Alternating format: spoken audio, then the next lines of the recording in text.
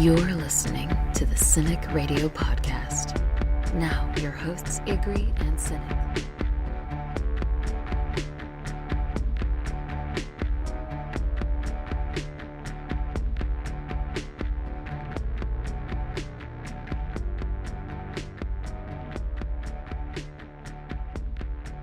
You're damn right you are. Welcome to the 15th episode of the Cynic Radio Podcast. I'm your host, Cynic. Joining me as always, your friend and mine, Igri. Back again this week for more abuse is our good friend Jules, and proving the podcast isn't all about carbs and empty calories. We are happy to welcome Ryan George, host of the Jim Wits Podcast. On this week's show, our posse talks about episode 2 of Westworld, and we all take a little bit of time and chat about our favorite westerns. We are the Cynic Radio Podcast, and we will take your questions whether we consider you fake news or not. This morning we're going to spend a little bit of time talking about episode 2 of Westworld, entitled Chestnut. The episode opens with William and Logan getting off the train. What's your immediate thought of the train station and the woman they're greeted by? My immediate thought of that train station and the people that they're all greeted by is, man, this looks a lot like Logan's Run. This is a little spacey, little futuristic, and a little bit strange. It was almost unsettling. In the same vein, it was very welcoming, kind of neat. Yeah, definitely a different feel than the train that Teddy had come in on. This is the rich train, it looks like. This is where you're going to start to see maybe time zones, the time this is taking place in, because this is definitely futuristic. Well, at $40K a day, they definitely give you a personalized, everything was there waiting for him to fit. There was a choice of weaponry, there was a choice of clothing, all designed as specifically for him. If this was a reality, would you go to this park? Well, I guess if I had unlimited funds, then absolutely. Like you said, everything was bespoke and fit exactly to his size. Not go and pretend and put on stuff at one of those weird photo booths where they kind of stretch you into some weird clothing so you can look like you're in the Old West. You kind of get to go be in the Old West. No chance of really getting hurt. You get to go and just be involved and be around. But the money aspect, as I sit right now, I couldn't apply for enough credit cards to get one day in the place. With Westworld, I'm not sure, because it definitely seems like a man's kind of place to be. I'm not sure it's so much a woman's place to be, although we do see women in there, and you can be whoever you want to be in this. I just feel like because it calls back to a time long ago, it's not necessarily a place I would want to spend that kind of money on. We do, in the next episode, see a female guest running around, and she looks like she's kind of the center of the action. I think it's probably not the place to be if you're a host, but I think if you're a guest, I think they allow you to take whatever role you want. It definitely could be intriguing. So I was really happy with the casting of William. Actor Jimmy Simpson, I don't know if you guys saw House of Cards or not, but he had a great role as a hacker on there. I loved him in House of Cards. I like him in It's Always Sunny in Philadelphia. Yeah, but for a more dramatic or more serious role, I liked him too. Who doesn't like the McPoyle brothers? I liked him too in the House of Cards role because you really could see his acting chops. Absolutely. He was a great choice. Obviously playing the white hat to the black hat that he's there with. His buddy that he went with is obviously just wanting to run around and be a bad guy, and you can see that all he wants to do is be a good guy, which is seeing the diversity and the choices that people are making in Westworld really starts to shape the things that the creators are showing. I think the thing with William versus Logan, it appears that Logan's been there several times. He knows how it works. He knows the breakdown. I don't know exactly when he started going, if he started off like William. Maybe he wanted to, join the narratives or whatever. It's sort of old hat for Logan at this point, and he's just there to get his kicks, obviously, because as William points out at some point, all you've been doing is having sex and drinking. What are we even here for? We're not going to do a narrative. So I definitely think that's I guess I kind of wonder, how often do you have to come there before it starts to wear off and you're kind of just, bored with it? Yeah, after a while, and I think we see this with the Man in Black a little bit later in the episode, you get almost like a god complex. All right, so we're jumping back to William kind of suiting up and getting ready to go to the park. there's an exchange between the smoking hot greeter and him, and he asks if she's real, and she says, does it matter? Would it matter to you if she was real, and would you have took advantage of her services if you were in William's position? Well, the trick here is, I think, if you're brand new, first time there, you don't know what to expect. You don't know what's real, what's not real. I don't know. I mean, that would be a strange dilemma. Even going into the park and dealing with the hosts, everything seems so real, but you know that some of it's not. It would be strange to try and just, hey, well, you can go jump in the sack with that one. Everything's fine because, tomorrow they'll wipe their memory. They won't even know you're there. You could walk up and have the exact same exchange you had today. It would be odd. And I probably agree with his choice of going, well, no, just leave me alone. I'm going to get changed. Everything's fine, because that would definitely be, and maybe it's just because I'm a prude, but I think I would have had to make the same choice.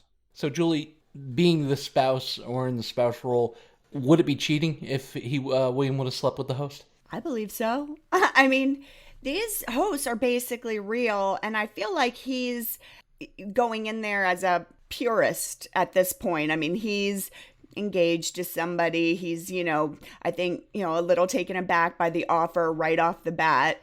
And I do think that it is cheating. I think it's cheating. Anytime you're going to have any sort of relations with, I think cyber sex is cheating. So I certainly think having sex with a live robot in front of you is cheating. So on that same vein, vibrators are cheating too then, right? Let's not get... No need to bring those into it. I mean...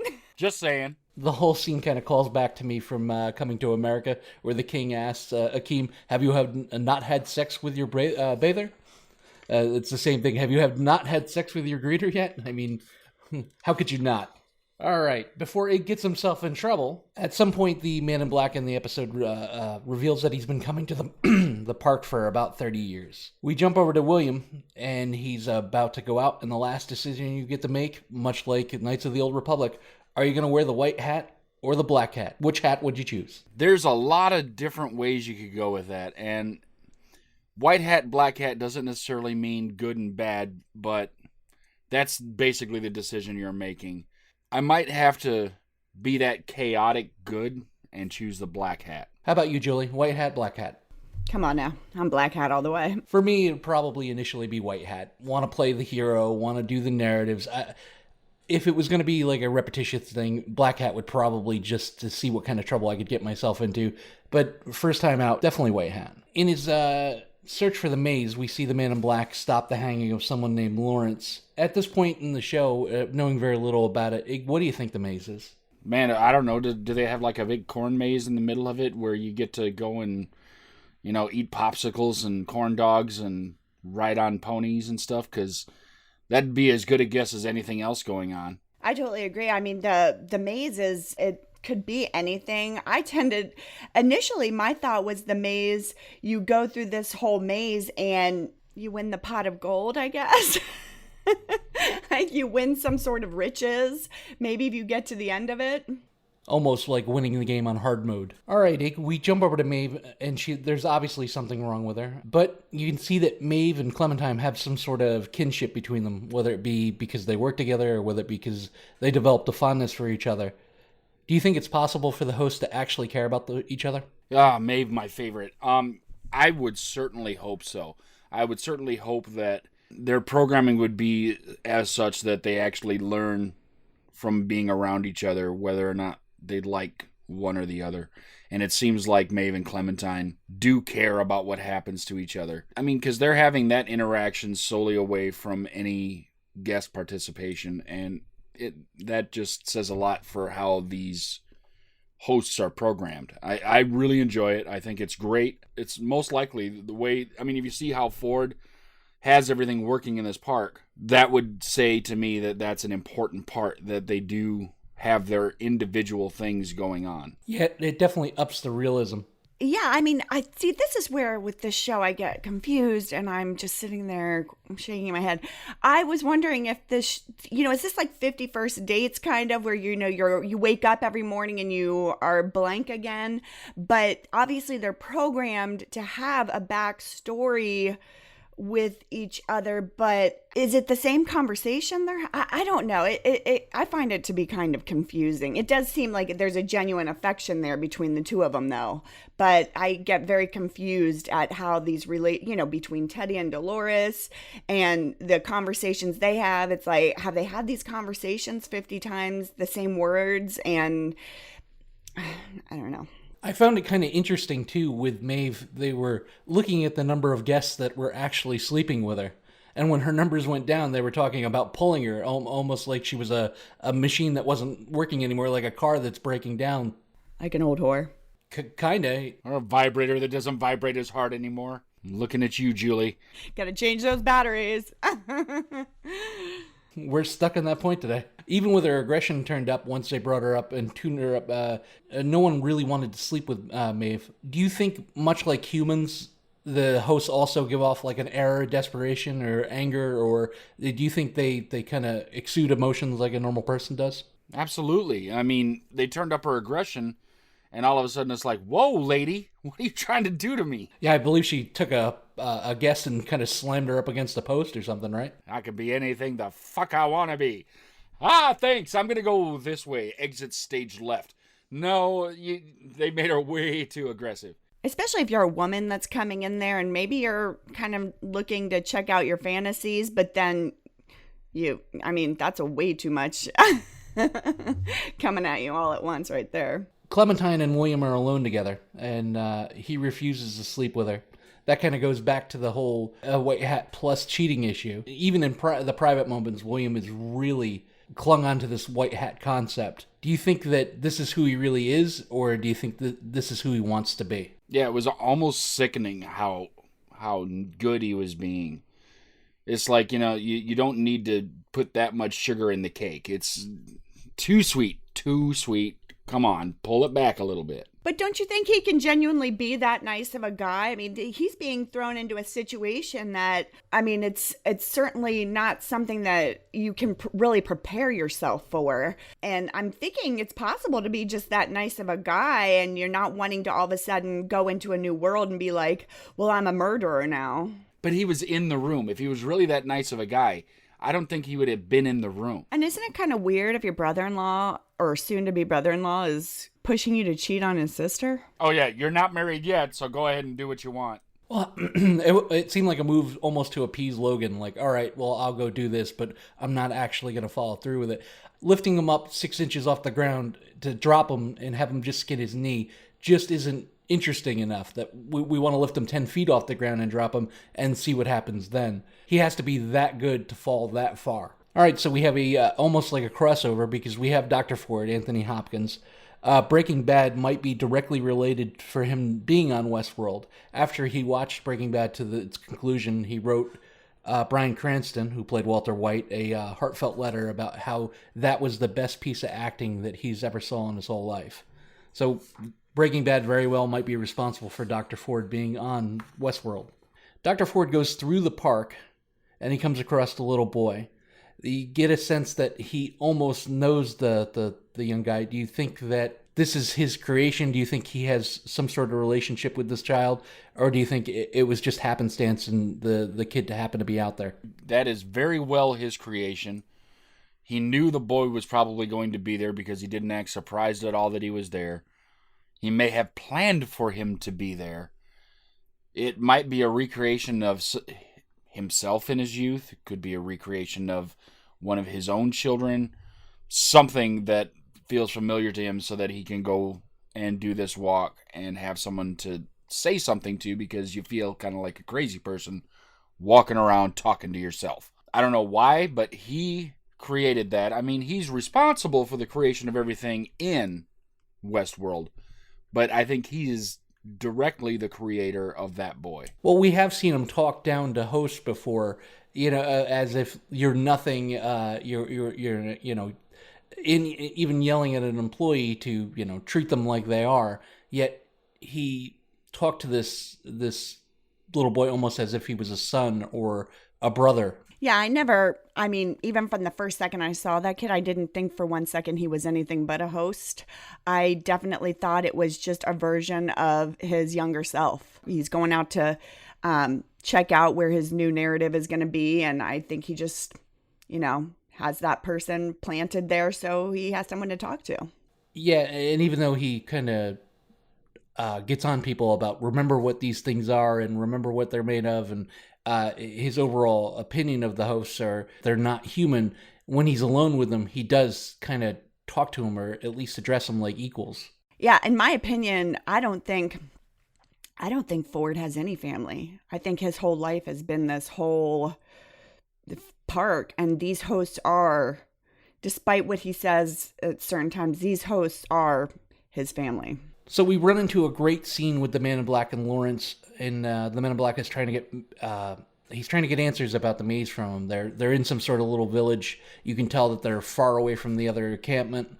He starts laying bullets down, and he's threatening Lawrence's family to try to get answers. He seems to know every single move in this scenario. And I've played video games with Ig quite a bit, and he's the same way. He remembers where every bad guy comes from, where we need to be standing at every moment.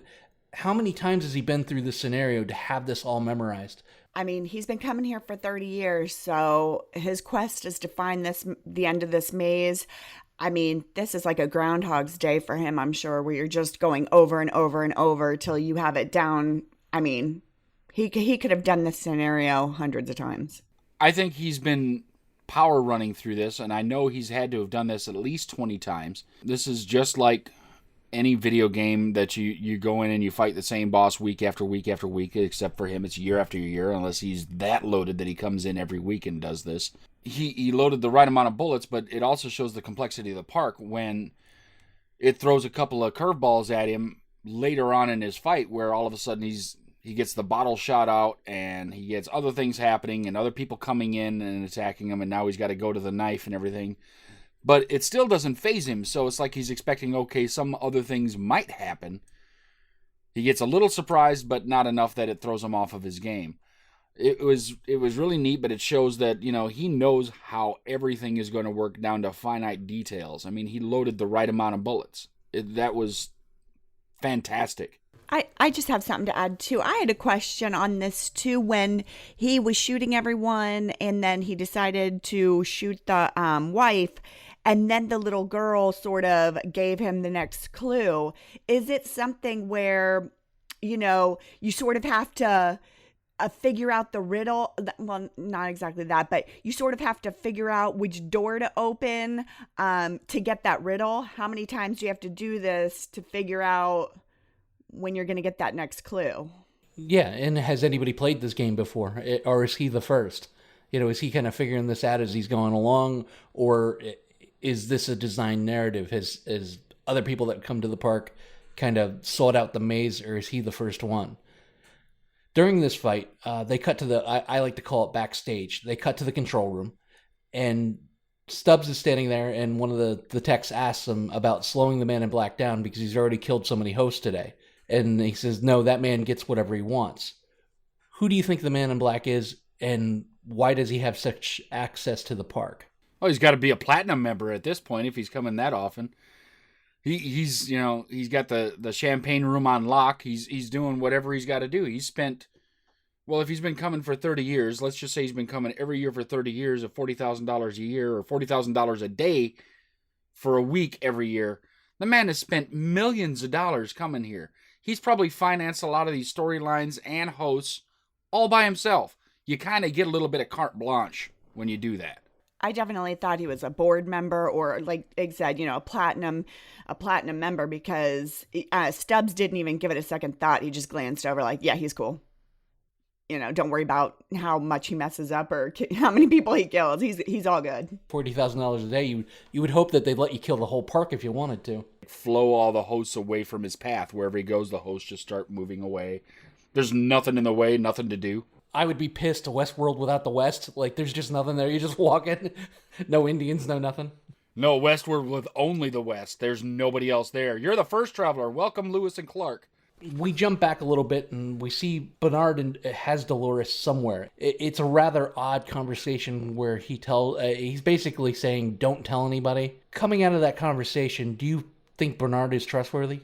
I don't know. I mean, I think he might have some ulterior motives going on in this park, and they may not be devious ulterior motives, but he's looking for something else to create something additional or deeper. It could be good. It could be very bad, because you got to remember we're dealing with machines, and machines are going to be very finite until they start malfunctioning and having problems. Yeah, we saw that last week with Passengers, too. That bartender gave that right up. He's like, oh, yeah, and by the way, he woke you up on purpose. Yeah, I think the way Jeffrey Wright is playing this too, he seems like, really nice guy. So you're not really, just real soft spoken, nice. You're not thinking he's untrustworthy. Well, I wasn't thinking he was untrustworthy.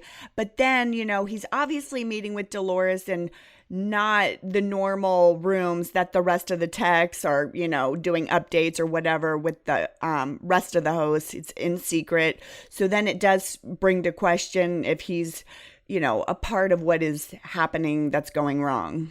Yeah, I tend to agree with you there. And that jumps to my next question, because a little later in the episode, we see that Bernard and Teresa, even though they act combative out in public, are in some sort of sexual relationship. Do you think it's just sex for the both of them, or do you think it's more? I think it's absolutely more. I think that the reason it's absolutely more is because I think they have both experienced loss elsewhere, and this is their way of emotionally dealing with that loss in this strange environment that somehow they're living there on top of working there. Yeah, I didn't get any sort of warmth from that relationship or a complete change in demeanor the second they were alone together from how they are out in public. To me, especially from Teresa's side, it strikes me as a purely physical thing. She can kind of release stress, whatever, and keep it moving, if you will. With Bernard, though, I guess I could see him more interested in possibly having something more with her, but I feel like she's got too much going on, too much on her mind, and she knows it's not probably a good idea to mix, business and pleasure, but they are secluded, and they, it is kind of hard to be in that type of isolated area and not have some connection with somebody to be able to, reach out to. So I definitely think from Teresa's point of view, it's a sex thing. From Bernard's, he could want more. So in a really Maeve-heavy episode, she ends up backstage being worked on, kind of in the triage area, which that in her line of work being dangerous, she probably has been there quite a few times, and she happens to wake herself up. Do you think that was a product of worker malfeasance, or do you think that something else is going on with her? I really didn't think the guy forgot to put her in sleep mode or anything like that. I believe she just woke up, and then I was confused again. How did this happen? What is going on? Called back to earlier in the episode when she's like, when I have a nightmare, I close my eyes tight, 3, 2, 1, wake up warm in my own bed. And kind of showed that closed her eyes tight, 3, 2, 1, and woke up on that table with people cutting into her midsection. I think that she has surpassed the programming norms, where they can't just say, basically, go into sleep mode, and they go into sleep mode. She just is working on her own, doing her own thing, and that is part of what's going on in the park right now, is that the hosts are becoming more aware and more autonomous. So that being said, that could go many different directions. The strangest of which is they are just shy of life at that point. So all these things that are happening in the park, as far as I'm concerned, turn from having an adventure where you get to go shoot a bunch of robots to having an adventure where you're killing things that can actually feel. Back to our earlier conversation, then it does become cheating and rape and murder, because now these are cognizant beings. So that's what I think is starting to happen. Well, I think there's kind of two different things going on there. I think the update is responsible for some of the smaller side errors going on with, and the violent tendencies going on with Dolores' dad. What happened with the sheriff when they went out to wrangle up the bad guy. But then it seems like there's something else going on with the older hosts like Maeve and like Dolores. I believe they said that Dolores was the first or second host they ever built in the park. And it just seems like there's two separate issues going on there, or at least that's what I took from it. So we closed the episode with Dolores dreaming, having some sort of nightmare, and then waking up in the middle of it. And nothing good ever comes from this because she wanders outside the house and she finds a gun, much like around the area that I believe that her father found the picture. In your opinion, Julie, who left the gun? At this point, I'm kind of thinking it's Bernard. He's been the ones having private talks with her. He's been the one that's sort of tapping into her psyche and what she's thinking. So that was my initial thoughts on that. You know, as much as I'd like to say that it's Bernard, I mean, it could very simply be that they have things placed in certain places around the park so that they can drive narratives forward should something else happen. They might just have, you know, here's a gun here, here's a map here, here's a knife here, here's a thing there. I mean, she's standing in a spot, and then she moves a couple of steps and she says, here, and bends down and digs it out of the ground. So it's almost like they're accessing data, and the data is the map. They go to another spot. I might want to say and agree with you guys and say Bernard, but the honest truth is I'm probably thinking that it might just be they have things placed in places so that the host can keep narratives moving. I'm going to go off the wall here, and only because I've watched the episode several times now. The gun looks very similar to the Man in Black's gun during the fight with Lawrence. So I'm gonna go off the wall and say the Man in Black planted the gun. For himself? For her? To see if she would ever engage, go beyond programming, and, you know, because he seems to want to see difference. He thinks they're all the same. They react the same. And is that what you mean? When he drug her in the barn, there was some sort of familiarity there because he's, all right, Dolores, it's time for us to get reacquainted. So they've gone through that scenario before. They've gone through some experiences before. And it just strikes me odd as the Man in Black's gun ends up on her farm. Or at least something that looks... Because it's not the standard revolver. It's not like a standard 6-shooter Colt. It has that barrel at the bottom that he shot through the wall with during the gunfight with Lawrence. So that's my guess. I'm going to say Man in Black. So we're going to sum it up. Ig, final thoughts on episode 2, Chestnut. Chestnut, this gave us a deeper look into the inner workings of Westworld, and that is another thing. This show is great, but another fine selling point. You get to see behind the scenes. You get to see the controllers. You get to see some of the creation process. You get to see them basically winding muscle fibers together into new hosts. You get to see them cleaning up old ones that have been shot 42 times. The back end of everything that's happening, along with how you would start your journey.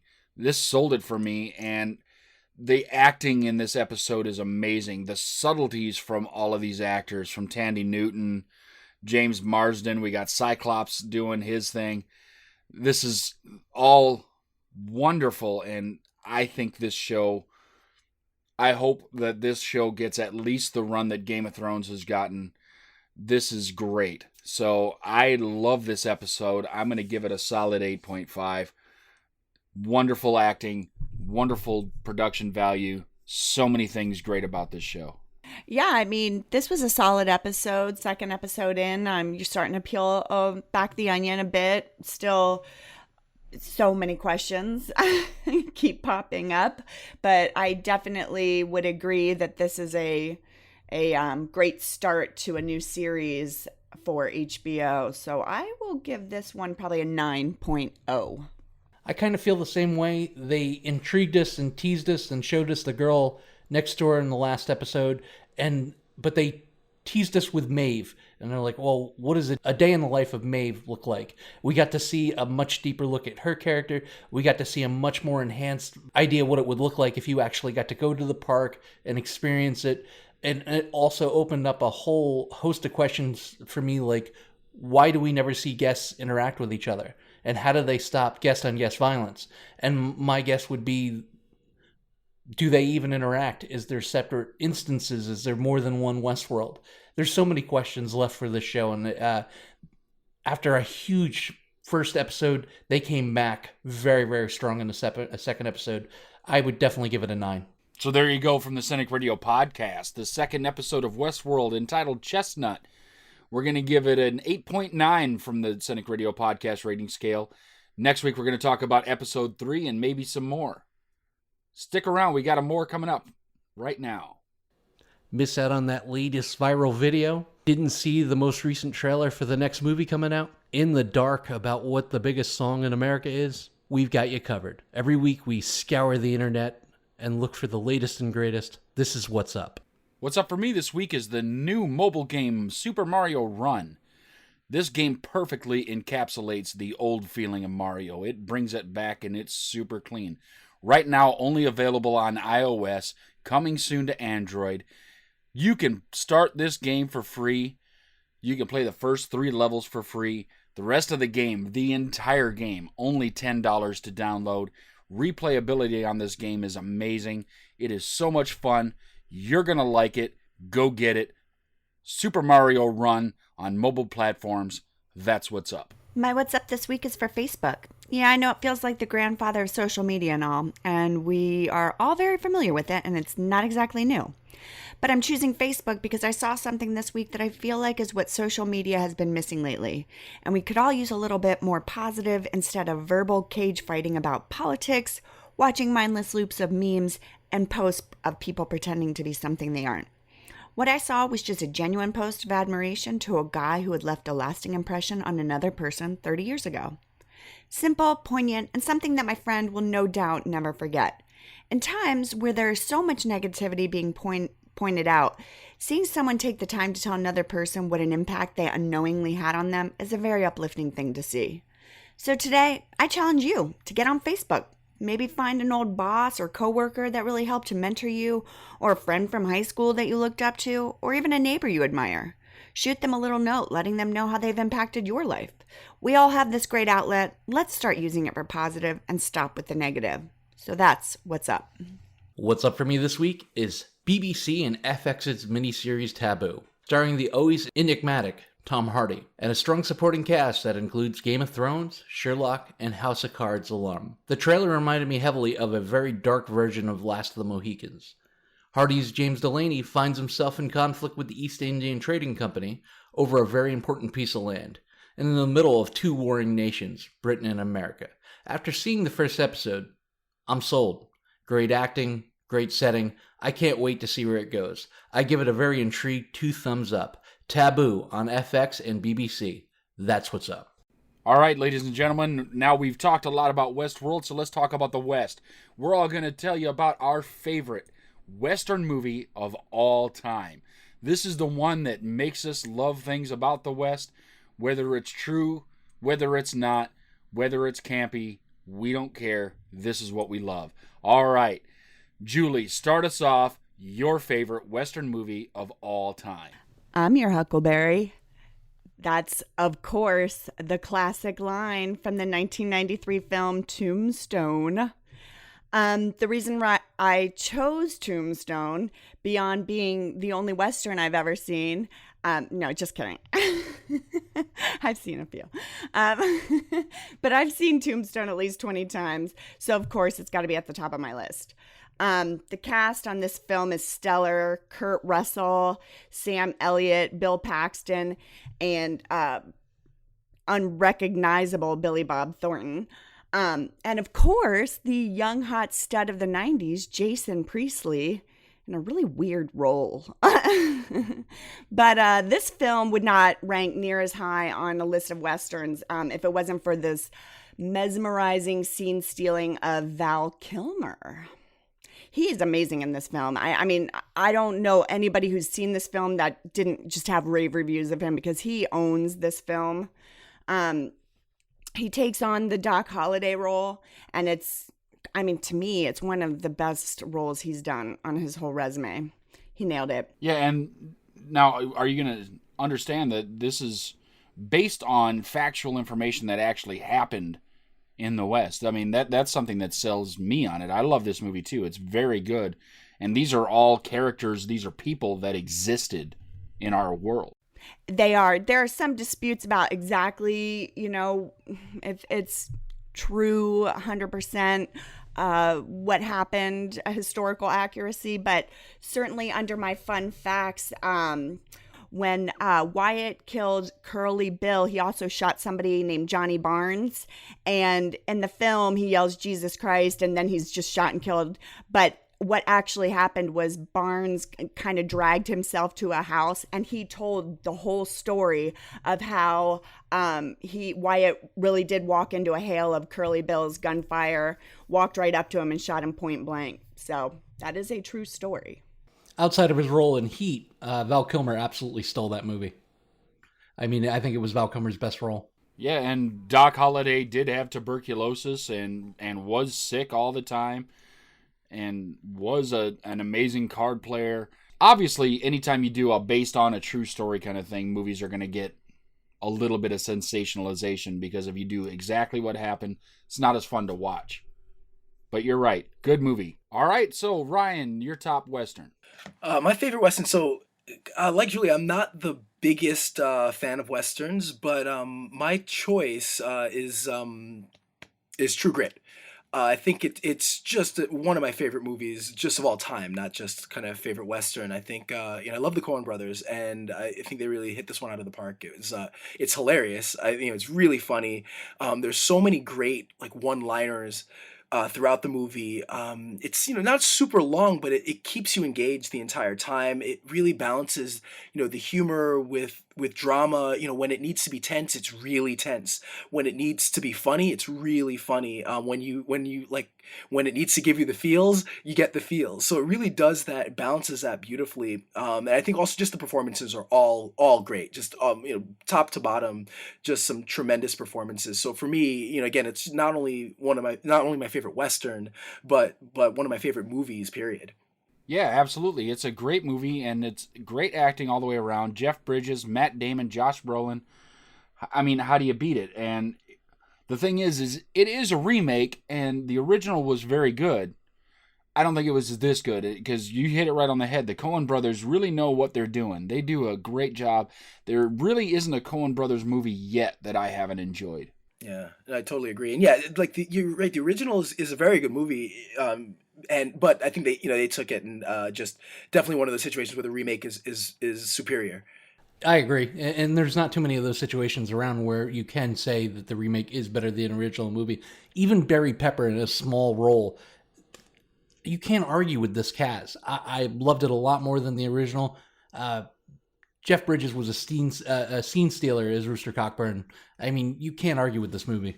Well, the original True Grit is the movie that John Wayne won his Oscar for. So some people are saying that he won this Oscar kind of as a payback for all the things that he should have won one for earlier in his career.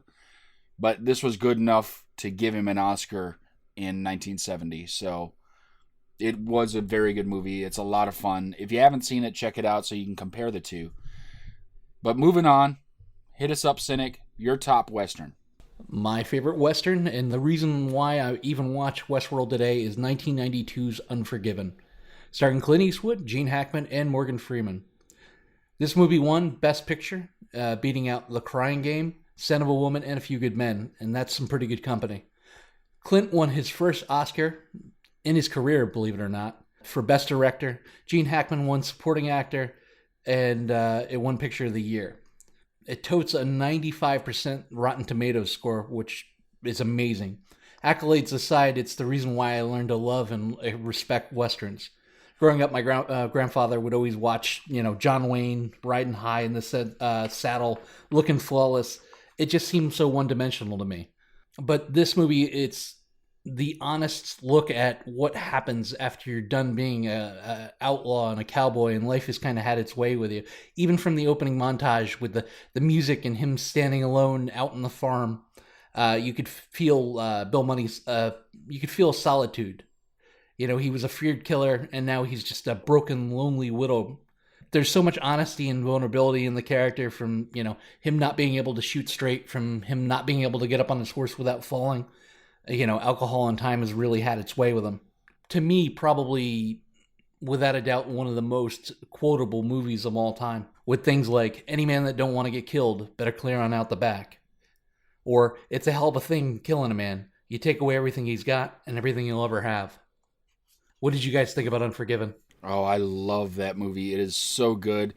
I think it's the reinvention of the modern Western. That brought new life into that category. I mean, it came in 92. We've had a bunch of Westerns since, but just leading up to that, it had been a pretty dry time for Westerns. And that said, this is what made it possible again. And Clint Eastwood is a big part of that, because he directed this, he starred in it, he did a wonderful job, and it showed that he has some serious chops and skill.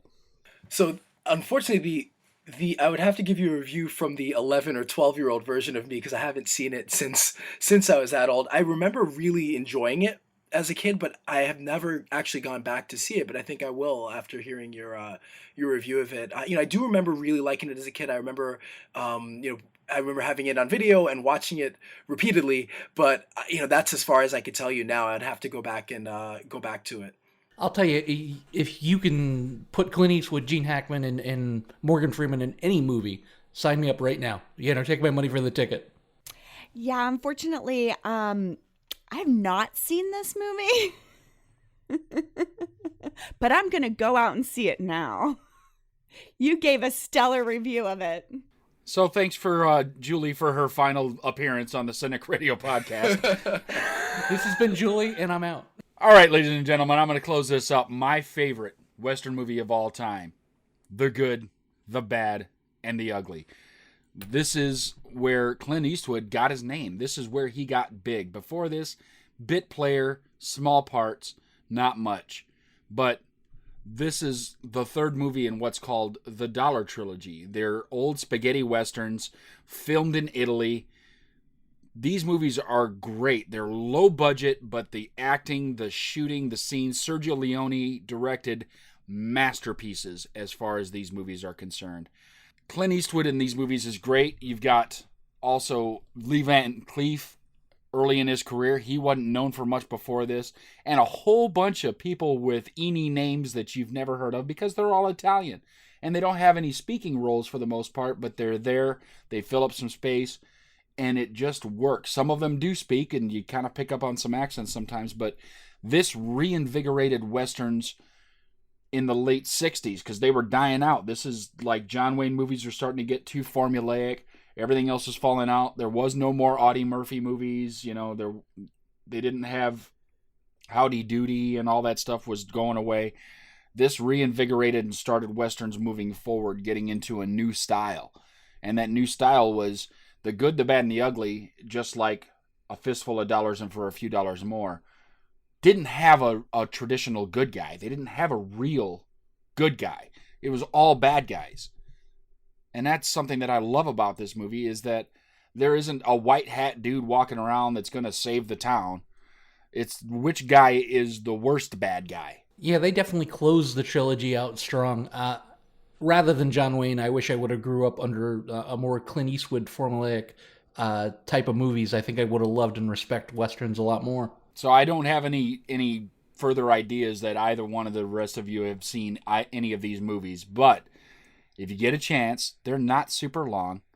Go check them out. You can see Clint Eastwood as a young man, squinty-eyed, not saying much. They're a lot of fun.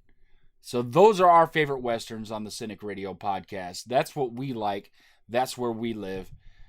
Next week, we'll talk about something else that we like, but you got to come back and find out then. So now, ladies and gentlemen, boys and girls, children of all ages, it's time for Really. I'd explain it. Just listen. You'll get it. My Really this week is for a Florida man named Bradley Hubbard, who was arrested after his roommate told police he had been having sex with his pit bull baby girl for years. Now, the obvious nut job in this scenario is Bradley, but I have to really question this roommate. How often do you have to be a witness to your roommate having sex with his dog before you say, this is pretty fucked up. I'm pretty sure I want to call the cops and move out. Apparently, 3.5 years for this roommate. She claims she waited because she didn't want to get this guy in trouble. Are you serious, Clark? This dude was having sex with his dog for years. I think we need to get this guy in trouble. Did you think he was going to get a girlfriend at some point and just stop? Doubtful, especially since he named his pit bull Baby Girl. That seems like all the girlfriend he wants at this point. So to Bradley Hubbard and your roommate who refused to tell anyone for 3.5 years, really? Really for me this week goes out to BuzzFeed, the pseudo-news organization whose website gives you 15 ways you compare to friends and 20 different ways to eat sweet potatoes, decided to release information, a 35-page document that they say ties President-elect Trump to Russia and apparently some pee-pee scandal. They didn't fact-check any of this information, and they decided to just release it, quoting something to the line of, "We believe in transparent reporting, even if we aren't sure of its authenticity." So BuzzFeed, trying to be a news organization and releasing unfact-checked news articles, is totally irresponsible. So BuzzFeed, really? My really this week goes out to the people responsible for rushing to appeal the Affordable Care Act. And I'm looking directly at you, Speaker Ryan. Now, I try to keep politics out of the show as much as possible because I'm very in the middle when it comes to most of the issues at hand. But whether you agree with the plan itself or not, or you think it needs to be repealed, before you take something as vital as people's healthcare coverage away, there should be a firm plan in motion to replace. Not repeal, then we'll get around to replacing. Show the people affected, the ones that voted for you, the ones you're supposed to be representing, that you're not just going to leave them in the lurch till you get around to replacing it. There's a lot riding on this one, and it affects millions of people's jobs and their lives. And it leaves you to question, why exactly is this being done? Is the law that bad? Is it to benefit the people who are affected by the coverage? Or is it tax cuts for the ultra-wealthy? Or is it even to whitewash the legacy of a president who hasn't even left office yet? I myself have issues with many parts of the law. However, I just don't trust the bought and sold word of the people in Washington to just sign off on anything they say when sick people's lives are in the balance. The world's watching on this one, guys. So do you, Speaker Ryan, and the rest of the repeal and replace crowd? Really? And that's going to do it for episode 15 of the Cynic Radio Podcast. I'm Igrahi. With me, as always, my co-host who knows that Bears beats Battlestar Galactica is Cynic. We also had Jules. She's doing a great job. And we had our new guy, Ryan, from the Gymwits. You can check him out another place at thegymwits.com. A good fitness podcast for you guys to check out. Send us your comments, questions, concerns, and prayers for warmth in the north to cynicradio.com, cynicradio@gmail.com. Find us on Facebook at facebook.com/cynicradio, and find us on Twitter at cynicradio. We look forward to hearing from you. Send us anything you'd like to hear about in the future, and as always, don't get captured. Follow the podcast on Twitter, Facebook, and at cynicradio.com. Available for download on iTunes.